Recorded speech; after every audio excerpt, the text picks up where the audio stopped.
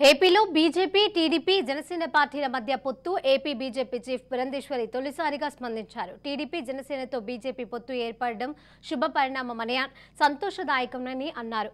దుష్ట శిక్షణ, శిష్టరక్షణ కోసమే ఏపీలో పొత్తులు అని వివరించారు.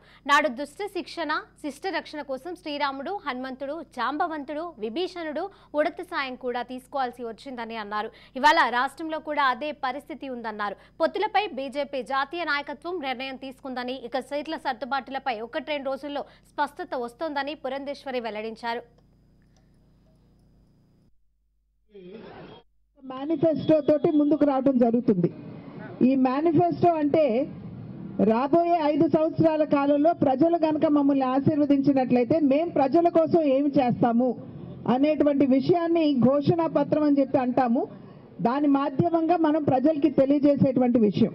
చాలా వరకు కూడా ఈ గడిచిన 10 సంవత్సరాల కాలం నరేంద్ర మోడీ గారి నాయకత్వంలో కేంద్రంలో భారతీయ జనతా పార్టీ అధికారంలో ఉన్నటువంటి సందర్భంలో ప్రజలు ఒక్కసారి వెనుదిరిగి చూసుకున్నట్లయితే దేశంలో ఉన్నటువంటి పేదవాడికి, అన్ని వర్గాల వారికి న్యాయం చేయాలి అనేటువంటి సంకల్పంతో ఈ కార్యక్రమాలన్నీ కూడా చేయటం జరిగింది.